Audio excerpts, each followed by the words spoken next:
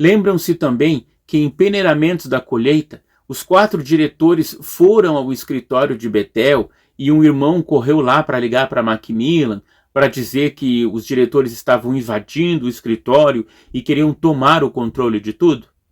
Pois bem, em sua defesa, eles disseram que havia-lhes chegado um boato de que não seria mais permitido a presença deles no escritório. Por isso, eles estavam ali para saber se tal ordem existia e quem havia dado. Foi aí que Macmillan queria que eles saíssem do escritório e chamou a polícia. Os 4 diretores, desde então, buscavam revogar os estatutos, restaurando assim ao Conselho sua autoridade, conforme era predito na Carta Constitutiva da Sociedade. Na mesma época, Johnson procurava ser ouvido pelo Conselho, pedindo a Rutherford uma reunião. Os 4 diretores fizeram uma resolução e, quando a apresentaram a Rutherford, eles disseram: o presidente levantou tamanha oposição que os irmãos cederam ao seu apelo para adiar a resolução até a próxima reunião, anunciada para 20 de julho, mas que ocorreu em 17 de julho. E sabemos o que aconteceu ao meio-dia: o anúncio da demissão dos 4 diretores, as suas substituições e o lançamento do mistério consumado. Em Luz Após Escuridão, Rich, Huskins, Hirsch e Wright queriam esclarecer os pontos que Rutherford preferia esconder dos demais estudantes da Bíblia, muitos deles acionistas da Sociedade Torre de Vigia. De acordo com a carta que Russell escreveu para a sociedade, nenhum membro do Conselho de Administração pode ser destituído do cargo, exceto por 2/3 dos votos dos acionistas na eleição anual realizada em Pittsburgh. Ou seja, pela própria Carta Constitutiva da Sociedade, ela negava que aqueles 4 diretores fossem expulsos e substituídos por outros. Por quê? Porque Rutherford removeu eles à força, sem ter 2/3 dos votos dos acionistas. Cerca de 25 pessoas no total, nas próximas semanas, seriam expulsas de Betel por apoiarem os 4 diretores. Foi questionado aos leitores o seguinte: seria seguro deixar a Sociedade Torre de Vigia nas mãos de alguém que demonstra tanto desrespeito e aparente desprezo pelos desejos do irmão Russell e pelas salvaguardas que ele se esforçou para impor à administração da obra após a sua morte?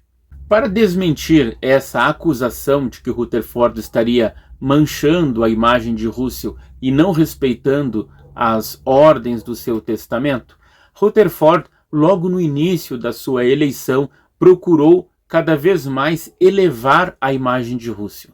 Escreveu, tanto na Torre de Vigia de Sião quanto no livro Mistério Consumado, que Russell era o servo fiel e prudente, era o mensageiro de Laodiceia. E, até mesmo em 1921, permitiu que fosse erguida uma pirâmide em homenagem a Russell. Também continuou imprimindo os estudos das Escrituras, mas os questionamentos dos 4 diretores se mostrariam verdadeiros após 1925, com o abandono das doutrinas e costumes de Russell e a substituição de seus livros Estudo das Escrituras por novos livros escritos por Rutherford. Outra argumentação que os 4 diretores fazem em seu panfleto é que os novos diretores substitutos, morando na Pensilvânia e não em Brooklyn, não seriam capazes de supervisionar de forma inteligente as ações e a condução do trabalho pelo executivo. Outro ponto que os 4 diretores esclarecem é quanto às alegações de Rutherford de que a lei da Pensilvânia exigia que pelo menos 3 diretores de uma corporação precisavam residir lá. Ali diz: uma cláusula na lei diz que este estatuto não se aplica a corporações já existentes. A Watchtower foi fundada antes disso, em 1884. Vários advogados se ofereceram para dar opiniões sobre o caso. Advogados da Pensilvânia, de Nova York, de Nova Jersey, e todos concordaram que, mesmo deixando de lado o erro moral, a conduta do irmão Rutherford é totalmente ilegal. Também esclareceram que as ações de Rutherford contradiziam o que ele mesmo havia escrito na Torre de Vigia de 15 de dezembro de 1916, na página 390. Rutherford escreveu: a corporação Watchtower é controlada e administrada por seu conselho diretor e oficiais. O conselho diretor é composto por 7 membros. A carta da corporação prevê que o conselho diretor seja autoperpetuante, isto é, quando uma vaga ocorrer por morte ou renúncia, os membros sobreviventes estarão autorizados a preencher tal vaga. Quanto à acusação de que os 4 diretores queriam mandar Johnson de volta à Inglaterra, os 4 diretores explicam: não, isso é falso. A autoexaltação de Paul Samuel Johnson se deu lá na Inglaterra e era totalmente diferente da exigência dos 4 diretores lá em Nova York, que era o quê? Que os estatutos originais da sociedade fossem restituídos e seguidos. Abre aspas. Em nenhum momento cogitamos depor o irmão Rutherford e tornar o irmão Johnson presidente, como o irmão Rutherford bem sabia. Eles e aqueles que estavam com ele também sabem muito bem que não conspiramos contra ele para expulsá-lo e tomar o controle, para nos exaltarmos e humilhá-lo. Visto que frequentemente o asseguramos disso, não podemos entender como ele poderia acreditar e publicar o contrário. Tudo o que desejávamos era cooperar com ele para o bem da obra, e ficamos muito satisfeitos que ele atuasse como presidente e oficial. Mas não estávamos preparados para permitir silenciosamente que ele deixasse de lado o testamento e a carta de nosso pastor e se apoderasse da herança de Deus sem um protesto. Então aqui é muito claro a intenção dos 4 diretores. Sob o tópico violência em Betel, os 4 diretores dizem o seguinte: 10 dias após Rutherford lançar a suposta obra póstuma de Russell e declarar que os 4 diretores foram substituídos, em 27 de julho, uma sexta-feira, ele tentou envolver os seus 4 opositores numa discussão. Com voz de ira, exigiu que, se eles tinham um ultimato a dar, que o fizessem. Como não tinham nenhum, ele proferiu: minha autoridade nesta casa deve ser obedecida, e todos vocês sairão desta casa até o meio-dia de segunda-feira. O irmão Johnson sairá hoje.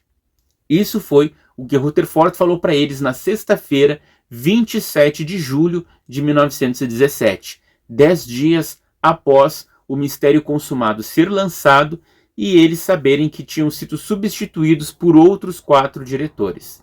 Esses irmãos queriam fazer alguma declaração à família de Betel como últimas palavras, mas Rutherford queria que ouvissem apenas a sua versão da história. Johnson desejava ler uma carta do irmão Pearson, vice-presidente, que tomou o lado da antiga diretoria. Foi-lhe negado novamente. Rutherford gritou que o irmão Johnson havia ido ver o irmão Pearson e havia distorcido a situação para ele. Por isso que Pearson estava tomando o lado dos 4 diretores e havia escrito uma carta. Diante da firme negação do irmão Johnson, o irmão Rutherford apressou-se a ir até ele e, usando força física, que quase derrubou o irmão Johnson, disse em um acesso de fúria: você sairá desta casa antes do anoitecer. Se você não sair, será expulso. Os pertences pessoais do irmão Johnson foram literalmente colocados do lado de fora da casa de Betel. E irmãos como vigias foram colocados em várias portas para impedi-lo de entrar na casa novamente. Isso aconteceu na própria sexta-feira. Na segunda-feira, quem teria que ir embora de Betel seriam os 4 diretores. Mas que dizer da carta de Pearson, vice-presidente eleito há quase 6 meses? O que ele tinha a falar sobre aquelas brigas que estavam acontecendo? Após expressar uma surpresa de que aqueles 4 irmãos não eram mais diretores e a justificativa de uma carta de um escritório de advocacia lá da Filadélfia, diz Pearson: expressei a opinião de que, se esses irmãos não eram legalmente membros do conselho diretor, então o fato é que a sociedade nunca teve um conselho legal. Rutherford até concordou com Pearson no início. Afirmei ainda que, se era verdade que os negócios da sociedade tinham sido conduzidos por tantos anos de uma maneira não totalmente em conformidade com as exigências da lei, certamente poderiam continuar da mesma forma por mais alguns meses até a próxima reunião anual. Pearson não tinha nada contra os irmãos escolhidos para a substituição, mas se opunha a um novo conselho, ainda mais depois de ouvir um resumo da carta constitutiva da sociedade. Então, Pearson coloca o seu raciocínio da seguinte forma: se é verdade que esses 4 diretores não estão legalmente eleitos, mas eles eram dessa mesma forma no tempo de Russell, já que faltam poucos meses até a próxima eleição anual, que eles permaneçam ali até a próxima reunião. Pronto. Não tem por que expulsá-los agora. Mas quando Pearson ouviu aquilo que dizia a Carta Constitutiva da Sociedade, ele passou a explicar. Se 4 dos 7 membros do Conselho não eram legalmente diretores, os outros 3, que haviam sido eleitos como dirigentes da Sociedade Torre de Vigia pelos acionistas, teriam a mesma situação no que diz respeito à participação no Conselho de Administração. A Carta Constitutiva especifica que os membros do Conselho ocuparão seus respectivos cargos vitaliciamente, a menos que sejam destituídos por voto de 2/3 dos acionistas. Embora eu acredite plenamente que seja da vontade do Senhor que Rutherford seja o nosso presidente, ainda assim não posso aprovar algumas coisas que ele fez em relação a este assunto. Percebam a imparcialidade que Andrew Pearson estava tendo no caso. Ele, Pearson, dizia amar a todos os irmãos da dianteira e ter dificuldades em dizer não a alguns assuntos. Quando ele assinou a resolução de peneiramentos da colheita, ele tinha esperança de que ambos os lados se reconciliassem. Antes de assinar, pediu que retirassem algumas declarações que ele não achava apropriadas e pensava que Harvest Siftings seria distribuído somente para quem tivesse ouvido falar do problema e solicitado explicações. Mas, quando Pearson soube que aquela publicação fora enviada às classes, diz ele, senti que não havia tomado a atitude correta ao assiná-la. Se eu tivesse previsto isso, jamais teria assinado o documento. Falando aos 4 diretores expulsos, Pearson diz: sinto que isso causou um prejuízo considerável a vocês 4 irmãos, porque, na minha opinião, nenhum de vocês deseja prejudicar a sociedade ou causar uma divisão, mas simplesmente discordam do irmão Rutherford sobre o controle da sociedade. Que o desejo de vocês é de defender a Carta Constitutiva e os princípios do irmão Russell. Devo tomar uma decisão mais firme pelo que acredito ser o correto, que a nomeação dos 4 novos membros não foi o procedimento adequado e, portanto, apoiarei o antigo conselho. Então, Pearson estava vendo a questão do lado de fora, sem tomar partido por um lado nem por outro, porque ele gostava de todos. Mas, analisando as atitudes de Rutherford, ele chegou à conclusão de que não estavam em harmonia com a Carta Constitutiva da Sociedade e que sim, os 4 diretores expulsos não deveriam sair, mas permanecer até a próxima eleição. Alguns dias depois, após repetidas ameaças do presidente de expulsá-lo à força do lar, os 4 diretores então deixaram Bethel. Pearson intercedeu a Rutherford para que ele ao menos desse uma quantia de dinheiro como ajuda de custo para aqueles diretores. E essa quantia foi de $300 para cada um. É de se pensar o seguinte, gente. aqueles que iam para Betel, que estavam morando e trabalhando lá em Betel, normalmente eles foram convidados para isso. E esses diretores haviam feito essa mudança em sua vida a pedido do irmão Russell. Muitos deixaram seus trabalhos para dedicar integralmente o seu tempo à Sociedade Torre de Vigia. Agora, eles estavam expulsos de lá, sem terem para onde ir, sem trabalho, sem nada. Por isso, Pearson ainda pediu que Rutherford enviasse uma contribuição para todos eles. Rutherford justificou-se a respeito da saída dos 4 diretores, dizendo que eles estavam perturbando a família de Betel e tudo foi para o bem da causa. Em nenhum momento qualquer um de nós disse ou fez algo entre a família de Betel ou qualquer uma das classes para causar problemas, afirmaram os 4 diretores. Sobre o apoio que Rutherford recebia da família de Betel, eles relataram que há meses uma campanha secreta estava sendo feita entre os betelitas e peregrinos viajantes, espalhando falsos relatos sobre os membros do conselho e influenciando negativamente a mente da família contra eles. Quem se recusava a assinar as petições de apoio ao presidente e sua administração e contra o conselho de diretores seria expulso de Betel. Por isso, nem todos os nomes daqueles que viviam e trabalhavam em Betel apareceu naquele documento Harvest Siftings. Esses foram demitidos posteriormente e até alguns que assinaram também foram, pois desaprovavam o peneiramente da colheita com suas falsas acusações. Então, entenderam? Rutherford secretamente fazia circular entre os membros de Betel e entre os peregrinos que chegavam lá para passar alguns dias, de que aqueles que deveriam apoiar Rutherford e o seu conselho de administração, que era aprovado por ele, deveriam assinar uma petição. Quem não assinasse essa petição seria expulso de Betel. Imagine em que maus lençóis ficariam esses irmãos sendo expulsos de lá. Então muitos acabaram assinando aquela petição, que depois foi colocada lá no documento Harvest Siftings, como vocês podem ver. Então, esses membros que assinaram não são toda a família de Betel que está aqui. Foram os que foram obrigados por Rutherford a assinar. E alguns que assinaram, inclusive, se arrependeram de terem assinado. E, obviamente, foram expulsos. Os 4 diretores foram acusados de estarem descontentes também com a nomeação de Macmillan pelo irmão Russell, mais uma das meias-verdades da Torre de Vigia.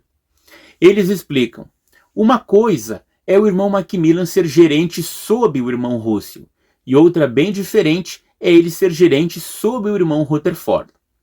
Huskins relatou um acontecimento entre ele e Macmillan no dia 6 de novembro de 1916, no próprio funeral de Russell.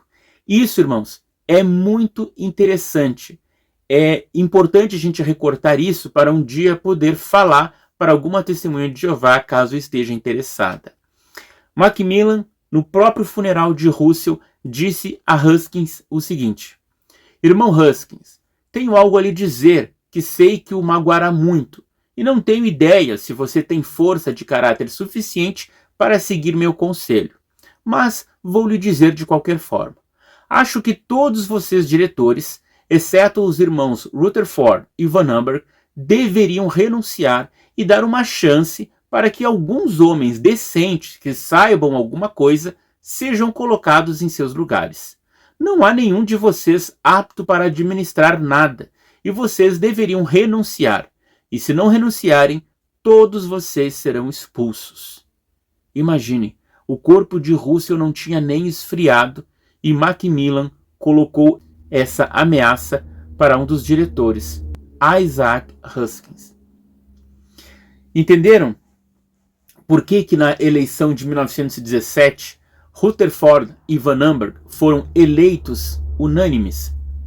Ninguém mais concorreu para presidente e secretário-tesoureiro. O plano de Macmillan de ameaçar os diretores deu certo, e eles, por demonstrarem um espírito cristão e deixar tudo nas mãos do Senhor, fez com que o inimigo crescesse e prevalecesse.